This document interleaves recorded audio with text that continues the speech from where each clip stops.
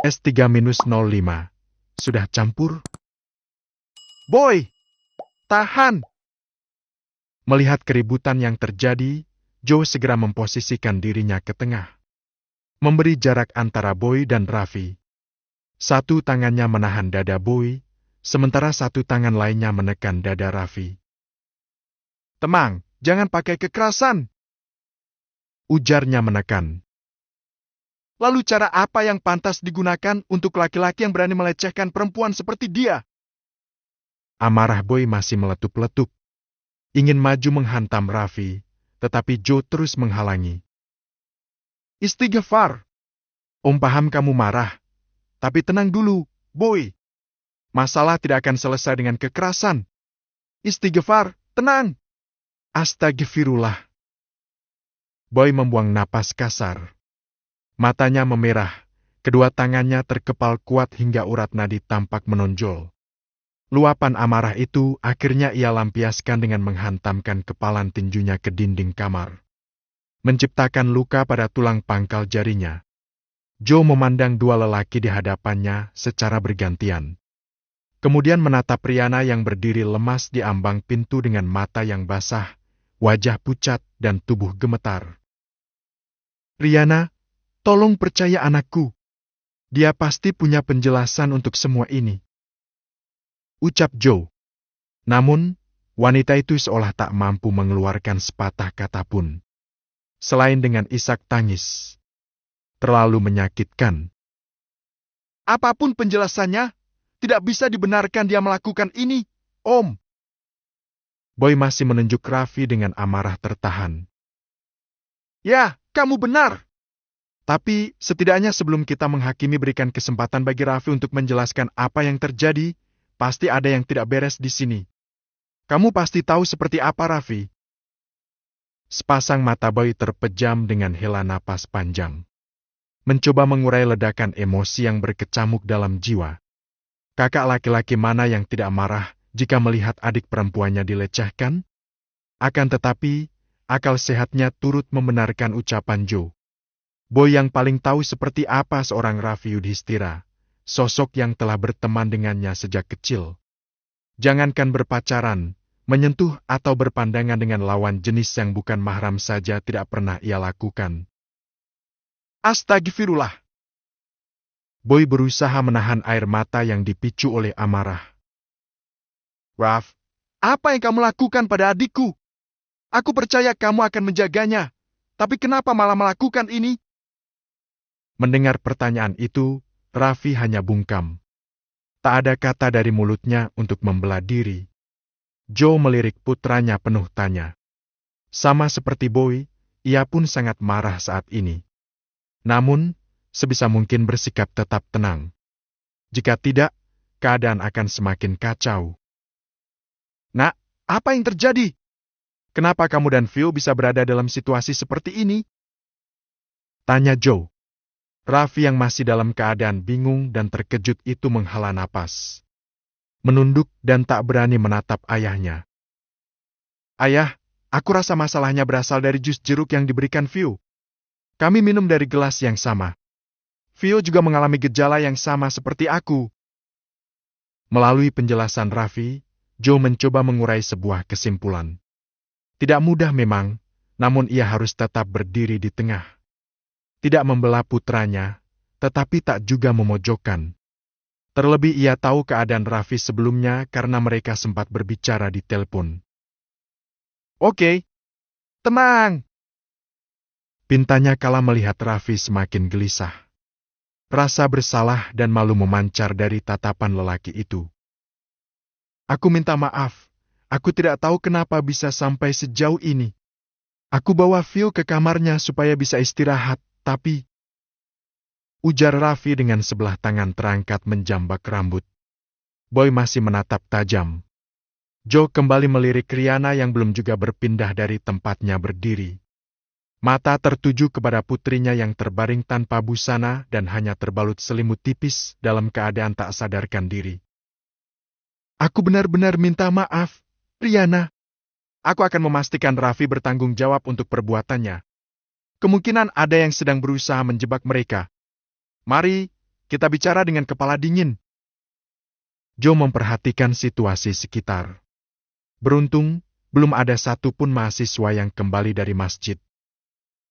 Kita selesaikan masalah ini dengan tenang, tanpa kekerasan.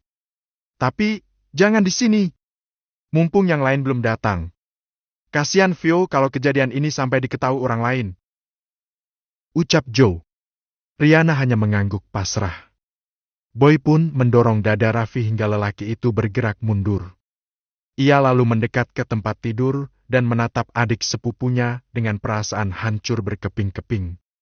Selimut ia tarik dan membalut tubuh Vio hingga hanya kepala yang terlihat, kemudian meraih tubuhnya dan memeluk. Mencium ubun-ubunnya. Bangun, Dek. Maafin kakak nggak bisa jaga kamu. Ia berbisik sambil mendekap tubuh lemah itu sangat erat. Papa dan ayah pasti akan kecewa karena aku gagal menjaga adik perempuanku. Imbuh lelaki itu lirih. Sedangkan Rihanna masih mematung di ambang pintu.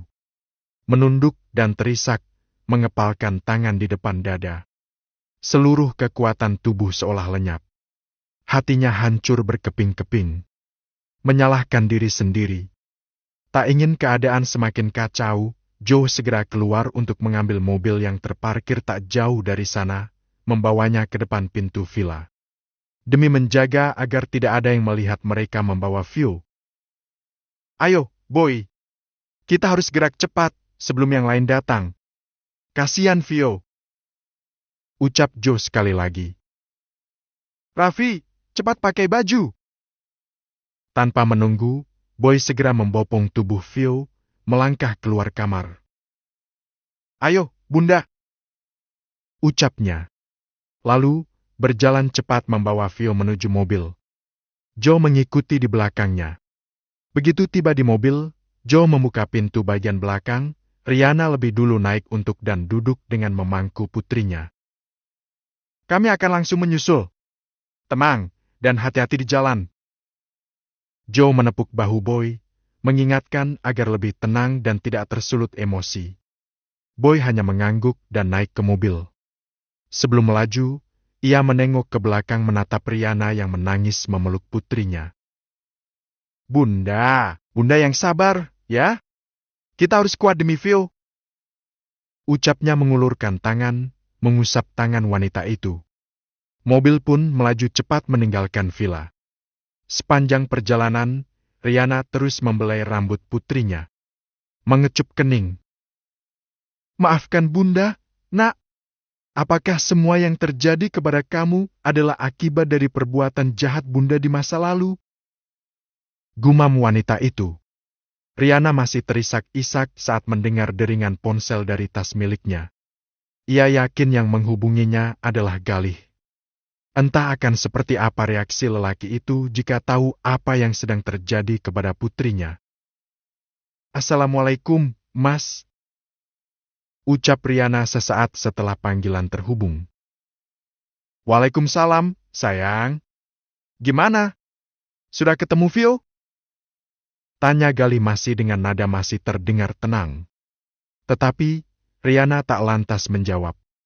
Selain dengan isak tangis. Membuat Galih yakin bahwa sesuatu sedang terjadi. Ada apa? Kenapa kamu nangis? Apa terjadi sesuatu? Mas, Vio. Ia tak sanggup melanjutkan. Rihanna menghirup udara dalam-dalam. Menghembus perlahan. Ada apa dengan Vio? Mas, aku akan jelaskan di rumah nanti. Tolong tetap tenang. Vio sudah ada sama aku dan kami dalam perjalanan pulang. Enggak! Jelaskan dulu ada apa dengan anakku. Apa ada sesuatu yang terjadi padanya? Apa dia baik-baik saja? Aku mau bicara dengannya.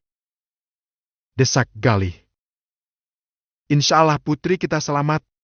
Tidak ada yang membahayakan. Hanya saja, terjadi sesuatu yang tidak bisa aku jelaskan di telepon.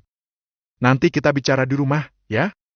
Tapi, sayang, setidaknya beritahu aku apa yang terjadi. Kalian di daerah mana? Aku akan menyusul. Tidak, jangan. Kami sudah dalam perjalanan pulang. Akan memakan waktu lagi kalau kamu menyusul. Tunggulah di rumah. Hembusan napas kasar dari Galih terdengar di sana. Yakin Vio baik-baik saja? Dia tidak terluka, kan? Dia tidak mengalami kecelakaan? Enggak, Mas. Karena itu tenanglah. Tunggu di rumah. Akhirnya Galih mengalah. Riana menutup panggilan dan menghela napas panjang. Kembali memeluk putrinya dalam tangis. Tak terbayangkan bagaimana suaminya nanti. Apa ia akan murka dan memukul Raffi? Apa kejadian ini akan menghancurkan persahabatan di antara mereka? Lalu, bagaimana dengan Iren? Boy, tolong hubungi papa dan mamamu. Beritahu mereka apa yang terjadi. Bunda nggak yakin bisa atasi kemarahan ayahnya Vio nanti. Setidaknya harus ada yang meredakan emosi Galih. Kalaupun Alfian marah, akan ada Aileen yang menenangkan. Boy yang fokus mengemudi itu mengangguk. Sejenak ia melirik ke belakang melalui kaca spion dan melihat mobil yang dikemudikan Joe melaju tepat di belakang mereka. Mengurangi laju berkendara, Boy mengeluarkan ponsel dan segera menghubungi sang papa. Assalamualaikum, Nak. Waalaikumsalam, Pak. Sahutnya lemas. Alfian yang sedang berbaring sambil menjaga Bisma itu mengernyit. Mendengar nada putranya saja, ia sudah mampu menebak bahwa sesuatu sedang terjadi. Ada apa, Nak? Pak, ada sesuatu yang terjadi di villa antara Vio dan Raffi. Ucapnya tanpa menyebut secara gamblang. Sesuatu apa? Nanti aku jelasin, Pak. Kalau bisa papa sama mama ke rumah bunda. Kita bicara di sana. Aku, bunda, Om Joe dan Raffi dalam perjalanan pulang. Oke, hati-hati, Nak. Pelan-pelan saja menyetirnya. Iya, Pak, kita ketemu di sana, ya? Belum ada kata yang terucap dari mulut Raffi sejak meninggalkan villa. Ia bersandar dengan mata terpejam, frustrasi. Seperti kehilangan kemampuannya untuk berpikir. Membuka mata sejenak, ia menatap mobil milik Boy yang melaju di depan. Ya Allah, astagfirullah. Mendesah frustrasi, ia memijat kepala yang terasa semakin berdenyut. Memikirkan akan seperti apa reaksi keluarga Darmawan yang lain. Akan seperti apa reaksi ibunya. Selain itu, fakta bahwa dirinya adalah anak penjahat seperti Bayu pasti diungkit. Bahwa ia mewarisi sifat jahat dari ayah kandungnya. Segala usaha yang ia bangun untuk lepas dari bayang-bayang ayah kandungnya akan sia-sia. Pada akhirnya, ia tetap akan dipandang sebagai anak seorang penjahat. Sejenak pandangannya tertuju kepada sang ayah yang sedang fokus mengemudi dengan earphone terpasang di telinga. Selidiki kejadian ini diam-diam dan jangan sampai ada yang tahu. Periksa anak-anak yang ada di villa dan semua kamar geledah, tapi jangan sampai ada yang tahu tentang kejadian ini. Paham? Perintahnya kepada seseorang yang sedang berbicara dengannya melalui sambungan telepon. Baik, informasi sekecil apapun laporkan segera. Imbuh Joe, lalu menutup panggilan. Kemudian menatap putranya yang tampak gelisah. Mau minum? Tawarnya sambil meraih sebotol air mineral. Raffi meraih botol tersebut dan meneguk perlahan. Apa efeknya masih berasa? Tanya Joe lagi, sambil sesekali memerhatikan mobil milik Boy yang melaju pelan. Gak seganas tadi. Sisa pusing sama berasa panas dari dalam. Tenang, nanti akan hilang dengan sendirinya. Joe melirik anak lelakinya yang menatap nanar pada jalanan. Satu tangannya mengulur mengusap bahu. Anakku, apapun penjelasanmu, ayah percaya padamu. Kamu bukanlah laki-laki bejat yang bisa memanfaatkan kelemahan perempuan. Raffi terdiam. Mata mulai mengembun. Maukah ceritakan apa yang terjadi antara kamu dan Vio? Apa kalian sudah campur? Raffi kembali bungkam. Kepalanya bersandar dengan mata terpejam. Gelisah, takut bercampur malu.